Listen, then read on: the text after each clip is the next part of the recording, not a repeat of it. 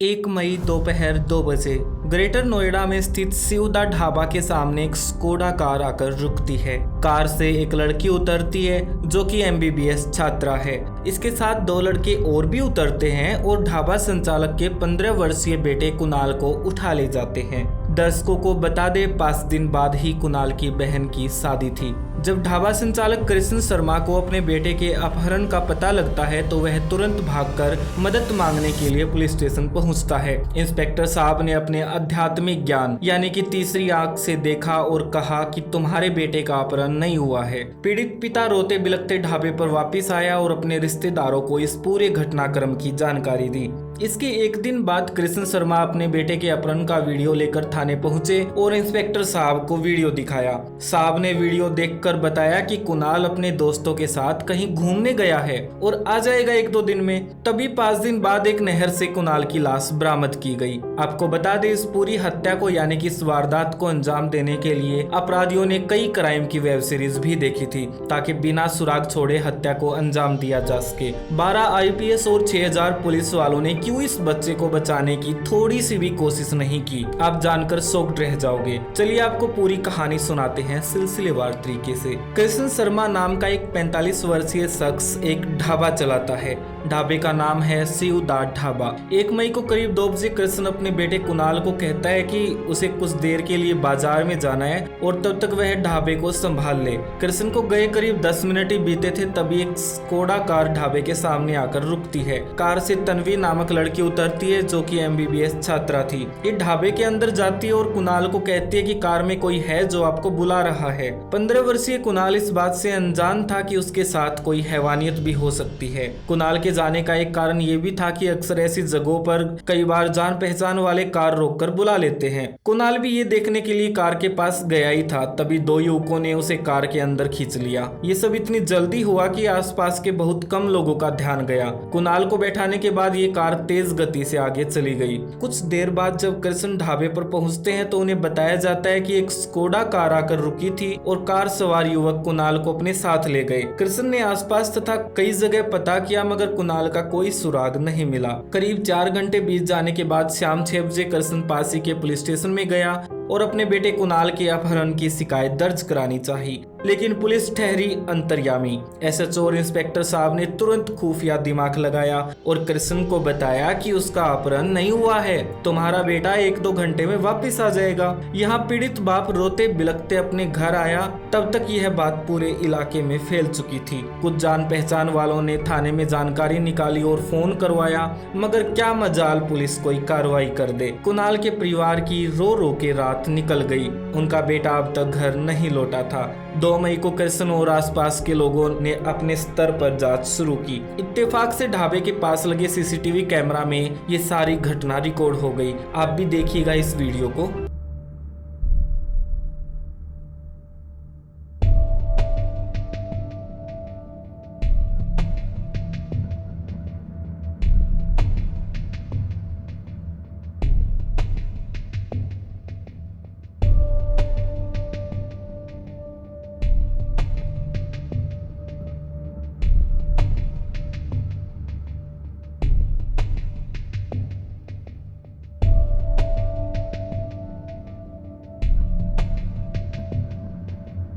अपहरण के एक दिन बाद यानी कि 2 मई 11 बजे कृष्ण इस वीडियो को लेकर पुलिस स्टेशन पहुंचे और उन्होंने ये पूरी वीडियो पुलिस को दिखाई। आप सोचिएगा कि पुलिस ने क्या किया होगा। थाना प्रभारी ने कहा कि ये अपहरण नहीं है, कुणाल अपने दोस्तों के साथ घूमने गया है, आ जाएगा शाम तक। पीड़ित परिवार की मदद ना तो किसी नेता ने की ना किसी कानून ने की। आम आदमी के पास तो इतने अधिकार भी नहीं कि वह किसी की जांच पड़ताल कर सके, लिहाजा उन्हें डर था कि वह अपने बेटे को कहीं खो ना दे। 4 मई को कृष्ण तथा उनके आसपास के 100 से ज्यादा लोग पुलिस स्टेशन में पहुंचे और कुणाल को ढूंढने की अपील की। पुलिस के ऊपर दबाव बढ़ा और पुलिस ने जांच शुरू की। जाबाज और साहसी पुलिस ने 5 मई को कुणाल की लाश बरामद कर ली। आप सोच रहे होंगे कि पुलिस ने तत्काल कार्रवाई कैसे की। दरअसल 5 मई को पुलिस स्टेशन में एक शख्स ने फोन किया और बताया कि बुलंदशहर के गंग नहर में एक लाश पाई गई है। स्थानीय लोगों ने लाश को पानी से निकाला और पुलिस को इस बारे में जानकारी दी।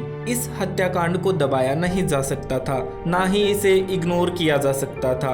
अब इस केस पर कार्रवाई करना पुलिस की मजबूरी थी, क्योंकि बात बड़े अधिकारियों तक पहुंच चुकी थी। आला अधिकारियों ने तुरंत 10 टीमें तैनात की और जांच पर लगा दी। पुलिस ने सबसे पहले सीसीटीवी कैमरा को खंगालना शुरू किया, जहां से पुलिस को ये कंफर्म हुआ कि अपहरण में स्कोडा कार का इस्तेमाल किया गया है। वहीं दूसरी तरफ पुलिस ने कृष्ण से पूछा कि क्या उसके साथ किसी की कोई आपसी रंजिश है। इस पर कृष्ण ने रंजिश होने से तो इनकार किया, मगर उसने ये जरूर बताया कि उसके ढाबे में एक मनोज नामक शख्स की हिस्सेदारी है और उसने अपने एक रिश्तेदारी में एक हिमांशु नामक शख्स को 20 लाख रुपए भी दे रखे हैं। पुलिस को इस केस में इन्वेस्टिगेशन करने का रास्ता नहीं मिल रहा था, लिहाजा उन्होंने फैसला लिया कि सबसे पहले मनोज और हिमांशु से ही पूछताछ की जाएगी। जब पुलिस मनोज और हिमांशु के घर गई तो दोनों लापता थे। 6 मई को पुलिस का सारा शक हिमांशु और मनोज पर आ चुका था। तभी क्राइम ब्रांच की एक टीम ने ढाबे पर काम करने वाले सभी लोगों से पूछताछ की तो यह शक हकीकत में बदल गया। ढाबे पर मौजूद कारिंदों ने बताया कि मनोज और हिमांशु आपस में दोस्त हैं और वो कुणाल को अक्सर गालियां देते रहते थे। कारिंदों ने बताया कि मनोज अक्सर अपनी गर्लफ्रेंड को भी ढाबे पर लेकर आता था। इस केस में पुलिस को एक बड़ी कामयाबी मिल चुकी थी। सबसे पहले मनोज, हिमांशु और मनोज की गर्लफ्रेंड तन्वी के नंबर्स की डिटेल निकाली गई। जब इनसे कांटेक्ट करने की कोशिश की तो किसी ने भी फोन नहीं उठाया। 6 मई की रात पुलिस ने तन्वी की लोकेशन ट्रैक की तो पाया कि वह दिल्ली की एक अपार्टमेंट में रह रही है। तन्वी की कुंडली निकाली तो पता लगा कि वह रोहतक की रहने वाली है और दिल्ली में MBBS कर रही है। वहीं तन्वी की कॉल डिटेल्स खंगालने पर पता चला कि मनोज नामक शख्स इसका बॉयफ्रेंड है और ये तीनों 1 मई की रात घर से बाहर थे। पुलिस ने रात 8 बजे MBBS छात्रा तन्वी को गिरफ्तार किया और उससे पूछताछ शुरू की। इस कड़ाई से की गई पूछताछ में तन्वी टूट गई। उसने मनोज और हिमांशु के किराए के घर का एड्रेस बता डाला। पुलिस जब रात 11 बजे हिमांशु और मनोज को गिरफ्तार करने पहुंची तो दोनों कमरे को साफ कर रहे थे। दरअसल कमरे की दीवारें खून से सनी थी। पुलिस को समझते देर नहीं लगी कि एक कुणाल का ही खून है। इसके बाद पुलिस इन तीनों आरोपियों को लेकर स्टेशन पहुंची और फिर शुरू हुआ पूछताछ का सिलसिला। टॉर्चर में इन्होंने कबूल किया कि इन्होंने ही कुणाल की हत्या की है। मनोज ने बताया कि ढाबे में कृष्ण और उसकी पार्टनरशिप है, लेकिन वह चाहता था कि यह पूरा ढाबा उसका हो जाए, इसलिए कुणाल की हत्या करना जरूरी था। वहीं जब हिमांशु से पूछा गया तो उसने बताया कि कृष्ण उनकी रिश्तेदारी में है और उसने उससे 20 लाख रुपए उधार लिए थे। वह पैसे नहीं लौटा पा रहा था, इसलिए उसकी हत्या करना उचित समझा। वहीं जब तन्वी से पूछा गया तो उसने बताया कि उसने अपने प्रेमी मनोज के लिए ऐसा किया है। तीनों से पूछा गया कि तुमने हत्या कैसे की। इस पर इन्होंने बताया कि सबसे पहले इन्होंने कुणाल का अपहरण किया और कार में ही कुणाल को नशे का इंजेक्शन लगा दिया। इसके बाद एक सुनसान घर में लेके गए जहां कुणाल के साथ घंटों तक मारपीट की गई। जब कुणाल बेहोश हो गया तो उसे उठाकर उसका सिर दीवार में 10 से 12 बार मारा गया। इसके बाद इन्होंने कुणाल को एक पॉलिथीन में पैक किया और फिंगरप्रिंट्स मिटाने के लिए इन्होंने डिटॉल से पूरी बॉडी और खुद के कपड़ों और हाथों को अच्छे से साफ किया। कुणाल के सभी कपड़े उतार दिए गए ताकि इसकी पहचान ना हो सके। 3 मई की रात कुणाल को कार की डिग्गी में डालकर नोएडा और दिल्ली की सड़कों पर घुमाया गया।